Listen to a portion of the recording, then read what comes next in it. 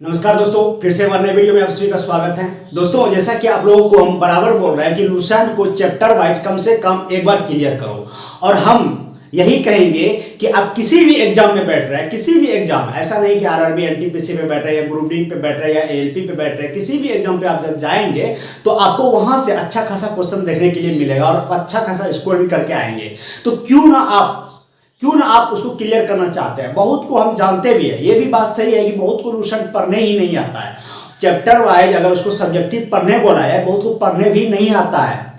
कल एक लड़का का फोन आया हमको आपके टेलीग्राम पे, जो आप टेलीग्राम से जुड़े हुए हैं सारे कैंडिडेट, उसमें से एक लड़का बोला भैया हमको नहीं आ रहा है, कैसे पढ़े उसको समझने में नहीं आ रहा है। तो हम सोचे क्यों ना आपके लिए हम यहाँ से लुसेंट को क्लियर कर दें, ठीक है ना। टॉपिक वाइज ढंग से उसको क्लियर कर दे, आपके सामने रख दे, ताकि आप उसको ढंग से पढ़ के उसके बाद उसको कॉपी में उतार लें। उसको सारा जैसे जैसे बताएंगे उसको कॉपी में लिख लीजिएगा, और बराबर ये जो नोट्स बना लीजिएगा, ये बराबर किसी भी एग्जाम पे जब आप जाएंगे आपको हमेशा मदद करेगा। इसीलिए उसको ढंग से क्लियर पढ़ लीजिएगा। जैसा कि बोल रहे हैं हम हमेशा कि आप किसी के बहकावे में बिल्कुल मत आइए। हो सकता है आप किसी पार्टनर के साथ रह रहे हैं या कहीं पे आप तैयारी कर रहे हैं लॉज में रह करके, तो हो सकता है आपके दिमाग में ये कहीं कहीं आ जाए कि कोई लुसेंट को पढ़ता नहीं है। लेकिन हम आपको बताएंगे, अगर आप अभी तक लुसेंट नहीं पढ़े हैं, अगर पढ़े भी हैं तो एक बार मेरे साथ पढ़ के देखिए। हम आपको पढ़ाएंगे, हम आपको बताएंगे, तब आपको पता चलेगा लुसेंट क्या सच में लुसेंट से क्वेश्चन आता है या नहीं आता है।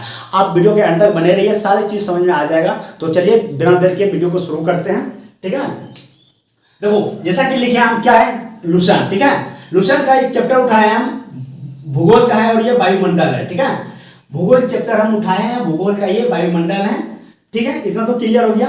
देखो वायुमंडल, यहां से हम पॉइंट को स्टार्ट करते हैं। वायुमंडल क्या होता है। देखो, पृथ्वी की सतह पर, जिस पृथ्वी पर आप रहते हैं उस पृथ्वी पर क्या है, वायु है। आपके चारों ओर क्या है, वायु का फैलाव है, उसी को तो हम वायुमंडल कहते हैं। बस इसे सिंपल समझना है। वायुमंडल क्या है, जिस पृथ्वी पर रहते हैं, जिस अर्थ पर रहते हैं, इसके चारों ओर क्या फैला हुआ है, वायु फैला हुआ है, इसी को हम वायुमंडल कहते हैं। और इसमें कुछ जानने की जरूरत नहीं है। और वायुमंडल को 5 परतों में डिवाइड किया गया है, ध्यान रखिएगा। वायुमंडल को 5 परतों में डिवाइड किया गया है। ये क्वेश्चन पूछ सकता है, वायुमंडल को कितने परतों में डिवाइड किया गया, तो 5 परतों में। वायुमंडल का कितने भाग होता है, तो 5 भाग होता है, समझ रहे हैं ना। तो आइए देख लेते हैं कौन कौन सा इसका भाग है। देखो, पहला जो है क्षोभ मंडल, ध्यान रखिएगा। वायुमंडल का पहला भाग क्षोभ मंडल है, जिसको कि ट्रोपोस्फीयर बोला जाता है। इसी का दूसरा भाग है समताप मंडल, जिसको स्ट्रेटोस्फीयर बोला जाता है। इसी का तीसरा भाग है मध्य मंडल, जिसको मेसोस्फीयर बोला जाता है। और चौथा भाग है आयन मंडल, जिसको आयनोस्फीयर बोला जाता है। और पांचवा भाग है वायुमंडल, जिसको एक्सोस्फीयर कहा जाता है। दोस्तों, इसमें यह क्वेश्चन पूछता है, बहुत बार पूछा भी गया है कि वायुमंडल को कितने भागों में डिवाइड किया गया, 5 भागों में किया गया। या पूछ सकता है कि निम्न में से कौन सा वायुमंडल का भाग है। हाँ, दे देगा, इस तरह से ऑप्शन दे देगा, उसमें से कुछ ऐसा ऑप्शन दे देगा जो वो वायुमंडल से का भाग नहीं है। तो उस तरह से यानी कि आपको ये याद रखना है कि वायुमंडल को कितने भागों में डिवाइड किया गया, 5 भागों में। कौन कौन सा है, क्षोभ मंडल है, समताप मंडल है, मध्य मंडल है, आयन मंडल है और वायुमंडल है, ठीक है। इतना आपको याद रखना है। और इसमें क्या क्या पाया जाता है, कैसे इसमें और क्या क्या घटनाएं घटती हैं, प्रत्येक मंडल में घटनाएं घटती है। जैसे मौसमी घटनाएं, बादल, बारिश, जो भी है, किस मंडल में घटना घटता है। या फिर हम बोला जाता है जैसे कि आप एरोप्लेन उड़ता है, जैसे अगर देखा जाए, आप लोग देखते होंगे कि वायुमंडल में क्या, ऊपर में आकाश में क्या एरोप्लेन सब उड़ते रहता है, तो किस मंडल में उड़ता है उसको भी बढ़िया से हम लोग बारीकी से देखेंगे, ठीक है ना। मध्य मंडल का क्या कम है, आयन मंडल का क्या कम है, वायुमंडल का, इस यानी कि वायु जो मंडल है आपका, इसके बारे में हम लोग क्लियर ढंग से पढ़ेंगे, ठीक है। इसको अभी हम रहने देते हैं और आगे आइए देखते हैं, ठीक है। वायुमंडल में पाए जाने वाले कुछ महत्वपूर्ण गैस, ठीक है। वायुमंडल में जो गैस की मात्रा है, वायुमंडल में आप लोग भी जानते हैं वायुमंडल में बहुत सारे गैसें पाए जाते हैं, तो उसी गैस को बारीकी से हम लोग देख रहे हैं, ठीक है। जैसे देखो नाइट्रोजन, नाइट्रोजन एक ऐसा गैस है जिसका सिंबल N2 होता है, ठीक ना। नाइट्रोजन एक ऐसा गैस है जिसका प्रतिशत यानी अगर देखा जाए उसकी मात्रा जो है वायुमंडल में सबसे ज्यादा पाया जाता है। अब पूछता भी है कि वायुमंडल में नाइट्रोजन का प्रतिशत कितना है। हाँ, तो 78.8%। हालांकि ऑप्शन में आपको ज्यादातर 78% मिलता है, ठीक ना, 78% मिलता है, लेकिन आपको एग्जैक्ट वैल्यू याद रखना है, 78.8% है, ठीक है, 78.8%। वायुमंडल में जो नाइट्रोजन की मात्रा पाया जाता है वो कितना है, 78.8%, ध्यान रखिएगा, ठीक ना। हालांकि ऑप्शन में क्या आता है, 78% भी रहता है, आप इसको भी क्लिक कीजिएगा। इसके उपस्थिति के कारण वो होता क्या क्या है, अगर वायुमंडल में नाइट्रोजन नहीं होता तो क्या होता, सोचो जरा। इसके उपस्थिति के कारण क्या क्या होता है। देखो, वायुदाब, नाइट्रोजन वायुमंडल में क्या पाया जाता है, नाइट्रोजन पाया जाता है, और नाइट्रोजन के कारण ही वायुदाब होता है। वायुदाब क्या होता है? पृथ्वी के सतह पर, ये अर्थ है, हाँ, वायु के भार द्वारा लगाया गया दाब को वायु दाब कहते हैं। समझ रहे हैं ना? ऐसे ये इसका डेफिनेशन आपसे पूछता नहीं है, हम आपको बेसिक वैसे समझा रहे हैं कि वायु दाब किसको कहते हैं। तो बोलेंगे पृथ्वी के सतह पर वायु के भार द्वारा लगाए गए दाब को वायु दाब कहते हैं। ठीक है, तो वायु दाब जो पाया जाता है किसके कारण पाया जाता है? नाइट्रोजन के कारण पाया जाता है। किसके कारण? नाइट्रोजन के कारण। पृथ्वी के पवनों की शक्ति, पवन का शक्ति, समझ रहे हैं ना? पवन का वेग बोलता है ना, इतना किलोमीटर प्रति घंटा के वेग से जा रहा है, यानी कि पवन का जो शक्ति है वो किसके कारण होता है? नाइट्रोजन के कारण होता है। प्रकाश का परावर्तन किसके कारण होता है? नाइट्रोजन के कारण होता है। दोस्तों आप ये यहाँ पे जब देख रहे हैं कि नाइट्रोजन जब वायुमंडल में है तो उसके कारण होता क्या क्या है? एक तो पहले तो वायुदाब होता है, पवनों की शक्ति जो होता है किसके कारण होता है? नाइट्रोजन के कारण। प्रकाश का परावर्तन किसके कारण होता है? नाइट्रोजन के कारण। प्रकाश का परावर्तन क्या होता है? जब किसी सतह पर प्रकाश की किरणें पड़ती है, ठीक है, और पुनः परावर्तित हो जाती है, इसी को प्रकाश का परावर्तन बोलते हैं। ये सब में आपको समझने का उतना भी जरूरत नहीं है, ठीक है। हम जो चीज, मेरा टॉपिक क्या है? नाइट्रोजन है, ठीक ना। वायुमंडल में नाइट्रोजन जो गैस पाया जाता है इसके कारण होती क्या क्या घटनाएं, वो चीज हम जान रहे हैं, ठीक ना। तो प्रकाश का परावर्तन क्लियर हो गया कि जब किसी सतह पर प्रकाश की किरणें पड़ती है और वो पुनः परावर्तित हो जाती है तो उसको प्रकाश का परावर्तन कहते हैं। समझ रहे हैं ना? तो वायुमंडल में नाइट्रोजन गैस के कारण क्या क्या होता है? पहला तो हो गया आपका वायुदाब, दूसरा हो गया पवनों की शक्ति, तीसरा हो गया प्रकाश का परावर्तन। अगर ये चीज नहीं होता तो प्रकाश का परावर्तन होता नहीं होता, पवन की शक्ति यानी कि इसका जो वेग का पता चलता है ये होता नहीं होता, वायुदाब की घटनाएं होती नहीं होती, और वो इसके रंग, गंध अथवा स्वाद नहीं होता है। अभी आपने पढ़ा यहाँ पे नाइट्रोजन जो है एक ऐसा गैस है जो वायुमंडल में सबसे ज्यादा पाया जाता है। अब ये बोलेंगे कि अगर सबसे ज्यादा पाया जाता है तो उसको मतलब महकना, गंध करना चाहिए ना, ये तो गैस है। लेकिन नहीं, क्यों नहीं करता है? इसका ना तो कोई गंध होता है, ना तो रंग होता है जिसके कारण हमको दिखता भी नहीं, और ना तो इसका कोई स्वाद होता है, यानी कि गंधहीन होता है, स्वादहीन होता है और रंगहीन होता है। पूछ सकता है आपसे कि नाइट्रोजन जो गैस है इसका गंध कैसा होता है? तो अब बोलेंगे गंधहीन होता है, बोलेगा स्वाद कैसा होता है? स्वादहीन होता है। रंग कैसा होता है? तो रंगहीन होता है, यानी कोई रंग नहीं होता है, कोई गंध नहीं होता है, कोई स्वाद नहीं होता है, ठीक है। तेजी से जलने से रोकती है किसी भी वस्तु को। देखो वायुमंडल में अगर नाइट्रोजन नहीं होता तो आज सारी वस्तुएं इतने आसान से जल जाती, मतलब होता है जैसे आग पे नियंत्रण पाना, ये चीज मुश्किल हो जाता। आग पे आप नियंत्रण नहीं पा सकते हैं, समझ रहे हैं ना। यानी कि नाइट्रोजन एक ऐसा गैस है जो वस्तु को जलने से बचाती है, उसको जो जलने, उसका जो जलने का मात्रा है उसको कम कर देता है। आज अगर वायुमंडल में नाइट्रोजन नहीं होता तो किसी भी ऑब्जेक्ट में तुरंत आग लग जाता। आप इतना तो बोल सकते हैं, अगर आपसे क्वेश्चन पूछते हैं तेजी से जलने से रोकती है, पूछेगा कि निम्न में से कौन सी गैस है वायुमंडल में किसी भी वस्तु को जलने से रोकती है, या फिर निम्न में से कौन सी गैस है किसी भी वस्तु को जलने से रोकती है, या जलने में उसकी मात्रा को कम कर देता है। हाँ, तो कौन सा गैस है? नाइट्रोजन गैस है। कौन सा गैस है? नाइट्रोजन गैस है। नाइट्रोजन गैस एक ऐसा गैस है जो किसी भी वस्तु को जलने से रोकती है, यानी कि उसके जलने की जो मात्रा है वो कम कर देता है। अगर ये गैस नहीं होता है, नाइट्रोजन गैस नहीं पाया जाता हमारे वायुमंडल में, किसी भी ऑब्जेक्ट में तुरंत आग लग जाता। हाँ, सारी वस्तुएं जल के खाक हो जाता, ठीक है। पेड़ पौधों में प्रोटीन का निर्माण, तो पेड़ पौधों में आप लोग अक्सर पढ़ते होंगे, पेड़ पौधों में प्रोटीन यानी कि उसका जो जड़ है जो प्रोटीन लेता है मिट्टी से, वो क्या लेता है? वो नाइट्रोजन लेता है, यानी कि उसका जो मुख्य स्रोत है प्रोटीन का क्या है? नाइट्रोजन है। तो पेड़ पौधों में प्रोटीन का निर्माण कौन करता है? नाइट्रोजन करता है। ध्यान रखिएगा इन चीजों को, पूछता भी है, कई बार क्वेश्चन पूछा भी गया कि पेड़ पौधों में प्रोटीन का निर्माण कौन करता है? तो नाइट्रोजन करता है। हाँ, 128 किलोमीटर की ऊंचाई तक वायुमंडल में इस गैस की जो मात्रा है पृथ्वी की सतह से 128 किलोमीटर की ऊंचाई तक पाया जाता है। क्वेश्चन पूछा भी गया और पूछ भी सकता है, समझ रहे हैं ना। यानी कि पृथ्वी है ना, ये अर्थ है, यहां से अगर देखा जाए तो 128 किलोमीटर की ऊंचाई तक ये पाया जाता है। तो इतना चीज तो क्लियर हो गया आप लोगों को। तो वायुमंडल में नाइट्रोजन से संबंधित क्या क्या क्वेश्चन आ सकता है? पहले तो इससे प्रतिशत पूछ सकता है कि वायुमंडल में नाइट्रोजन का प्रतिशत कितना पाया जाता है, तो बोलेंगे 78.8% या 78%। दूसरा क्वेश्चन ये है, तो वायुदाब की घटनाएं होती हैं, पवनों की शक्ति का आवास होता है, प्रकाश के परावर्तन का आवास होता है, ये प्रकाश का परावर्तन भी होता है इसके कारण। और बोलेगा नाइट्रोजन का गुण क्या है? तो इसका गुण क्या है कि ये रंगहीन होता है, यानी इसमें कोई रंग नहीं पाया जाता है। ये गंधहीन होता है, इसमें कोई गंध नहीं पाया जाता है। स्वादहीन होता है, इसमें कोई स्वाद नहीं पाया जाता है। ये हो गया। किसी भी वस्तु को जलने से कौन रोकता है? तो नाइट्रोजन रोकता है।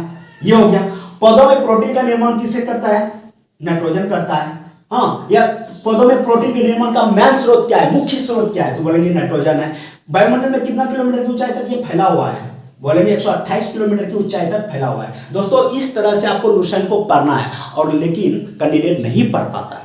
कैंडिडेट नहीं पढ़ पाता, वो क्वेश्चन ही क्रिएट नहीं कर पाता है। तो हम क्या बोलते हैं, बराबर बार बार बोलते रहते हैं, क्वेश्चन को क्रिएट करना सीखो। आप जब क्वेश्चन को आप खुद से क्रिएट करना सीख जाएंगे, क्वेश्चन को तोड़ने सीख जाएंगे, क्वेश्चन को बनाने सीख जाएंगे, तो आपके सामने जब जो मेन एग्जाम पे बैठते हैं ना, वो किस हिसाब से क्वेश्चन को सेट किया है, क्या क्वेश्चन बोल रहा है, वो चीज आप पकड़ना सीख जाएंगे। और जब वो पकड़ना सीख जाएंगे ना, तो उसको तोड़ना भी सीख जाएंगे। जब तोड़ देंगे ना, तो उसको फोड़ भी देंगे। समझ रहे हैं ना? यानी कि आपका रिजल्ट होना तय है। तो ये चीज को सीखो। देखो, दूसरा गैस है ऑक्सीजन। ऑक्सीजन के बारे में, हाँ, क्या जलने का कार्य। देखो, ऑक्सीजन क्या करता है? किसी भी वस्तु के साथ मिलकर उसको जलाने का कार्य करता है, यानी कि वो जल जाता है, खुद जल जाता है। ऑक्सीजन अपने आप नहीं जलता, अकेला नहीं। जैसे अभी क्या है, आप जहां हैं वहां पे भी ऑक्सीजन है, लेकिन वो किसी भी ऑब्जेक्ट के साथ मिलकर जलने का कार्य करता है, वो ऐसे नहीं जलता। समझ रहे हैं ना? तो जलने का कार्य कौन करता है? ऑक्सीजन करता है। खुद नहीं जलेगा, किसी ऑब्जेक्ट, किसी वस्तु के साथ मिलकर। समझ रहे हैं ना? ऊर्जा का मुख्य स्रोत ऑक्सीजन है। देखते होंगे कि आपके शरीर में अगर कहीं पर जैसे पेन होने लगता है, जैसे कि अगर पैरों में अगर तनाव के कारण, तो देखना वो ऑक्सीजन की कमी के कारण भी होता है। ऑक्सीजन यानी कि ऑक्सीजन की कमी जब हो जाएगा आपके अंदर में, आपके शरीर में ऑक्सीजन का कमी, जैसे देखते हैं अभी जो मास्क निकला है, अगर मास्क भी पहनते हैं आप, अगर ढंग से आप ऑक्सीजन नहीं ले पाते हैं, तो क्या होता है? सांस फूलने लगता है, यानी कि आपको ऊर्जा की कमी का एहसास होता है। समझ रहे हैं ना? यानी कार्य मतलब ये मुख्य तौर पर अगर देखा जाए तो ऑक्सीजन क्या ऊर्जा का मुख्य स्रोत है। हाँ, ऑक्सीजन लेते हैं आपको मतलब कि अच्छा फील होता है। वही अगर आपका ऑक्सीजन लेना बंद कर दिया जाएगा, तो आप क्या होता है, यानी कि आपको कठिनाई, दिक्कत आने लगती है, आपकी सांसें फूलने लगती है। तो ऊर्जा का मुख्य स्रोत है, ऑक्सीजन भी है। ठीक है ना? और पृथ्वी की सतह से अगर देखा जाए तो ऊपर तक ये 64 किलोमीटर की ऊंचाई तक फैला हुआ है। वायुमंडल में जो ऑक्सीजन है 64 किलोमीटर की ऊंचाई तक फैला हुआ है, ध्यान रखिएगा। लेकिन इसमें ये सबसे बड़ी बात ये है कि जैसे आप 16 किलोमीटर से ऊपर जाएंगे तो इसकी मात्रा कम हो जाती है। आप देखते होंगे कि जब आप पहाड़ पे चढ़ते हैं, यानी पृथ्वी की सतह से जैसे जैसे ऊपर जाते हैं, तो आपका सांस फूलने लगता है। क्या बोले, अभी तो जस्ट ऊपर में बोले ऊर्जा का मुख्य स्रोत है, लेकिन वहां पर क्या होता है, ऑक्सीजन कम होने लगता है। जब पृथ्वी की सतह से जैसे जैसे आप ऊपर जाएंगे तो ऑक्सीजन की मात्रा कम होने के कारण आपकी सांसें फूलने लगती हैं। तो इसी वही बोलता है कि 16 किलोमीटर की वो जो ऊंचाई है, जो आप ऊपर जा रहे हैं, उसका जो मात्रा है कि कहां से आपका ऐसा होगा, आपको एहसास कब से होगा, यानी जब 16 किलोमीटर की ऊंचाई से जब आप ऊपर जाएंगे, तब वहां पर ऑक्सीजन का कमी होने लगता है। इसके कारण कि आपके सांसें फूलने लगती है। तो ध्यान रखिएगा, 16 किलोमीटर से ऊपर जैसे ही हम जाते हैं तो हमारी मात्रा क्या होता है, ऊर्जा का जो मात्रा होता है, वो ऑक्सीजन का जो मात्रा होता है वो कम होने लगता है। ठीक ना? लेकिन 120 किलोमीटर की ऊंचाई पर नगण्य हो जाती है। देखो, इसमें 3 पॉइंट आपको ध्यान रखना। पहला पॉइंट, तो अगर आपसे पूछे कि वायुमंडल में ऑक्सीजन कितने किलोमीटर की ऊंचाई तक फैला हुआ है, सिंपल क्वेश्चन बोलिएगा 64 किलोमीटर की ऊंचाई तक पाया जाता है। लेकिन अगर पूछेगा कि वायुमंडल में ऑक्सीजन जो है 64 किलोमीटर की ऊंचाई तक फैला हुआ है, लेकिन इसकी मात्रा कहां से कम होने लगता है, तो 16 किलोमीटर की ऊंचाई से कम होने लगता है। या ये भी पूछ सकता है वायुमंडल में ऑक्सीजन की मात्रा कितने किलोमीटर की ऊंचाई से कम होने लगता है, तो बोलेंगे 16 किलोमीटर की ऊंचाई से कम होने लगता है। या ये भी पूछ सकता है कि वायुमंडल में जो ऑक्सीजन है वो कहां पर सबसे नगण्य पाया जाता है, कितने किलोमीटर की ऊंचाई पर सबसे नगण्य पाया जाता है, तो बोलेंगे 120 किलोमीटर की ऊंचाई पर सबसे नगण्य पाया जाता है। नगण्य मतलब समझ रहे हैं ना, बहुत कम, जिसका तुलना हम नहीं कर सकते, इसके बारे में कुछ बोल नहीं सकते हैं, इसके बारे में कुछ बता नहीं सकते। हाँ, नगण्य मतलब सबसे छोटा वैल्यू, जो आपके नजर सबसे छोटा, जो आपको मतलब कि अगर ऑब्जेक्ट भी अगर इसको सबसे छोटा, इतना छोटा कर दिया जाए आपको दिखे नहीं, उसी तो बोला जाता है नगण्य। ठीक ना? तो ऑक्सीजन से रिलेटेड हम लोग इतना चीज सीखे। क्या क्या इसमें क्वेश्चन पूछ सकता है, किसी भी ऑब्जेक्ट के साथ मिलकर जलने का कार्य करता है ऑक्सीजन। ऊर्जा का मुख्य स्रोत क्या है, ऑक्सीजन। ऑक्सीजन कितने किलोमीटर की ऊंचाई तक फैला हुआ है, तो 64 किलोमीटर की ऊंचाई तक फैला हुआ है। कितने किलोमीटर की ऊंचाई पर इसका मात्रा कम होने लगता है, तो 16 किलोमीटर की ऊंचाई पर इसका मात्रा कम होने लगता है। कितने किलोमीटर की ऊंचाई पर इसका मात्रा में कमी आ जाती है, नगण्य हो जाता है, सबसे कम वैल्यू, तो 120 किलोमीटर की ऊंचाई पर अगर देखा जाए तो सबसे नगण्य हो जाता है। ठीक है?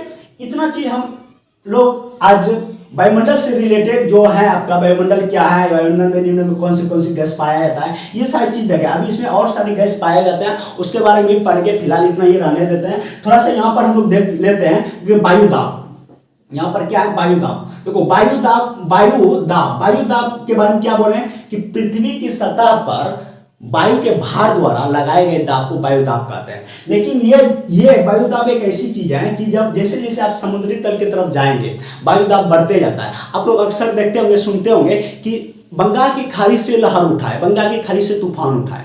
क्यों जानते हैं? क्यों? ये जो है वायुदाब जो है आपका, ये नमी, जहां इसको नमी ज्यादा पाया जाएगा वहां पर ज्यादा वायुदाब होगा। समझ रहे हैं ना?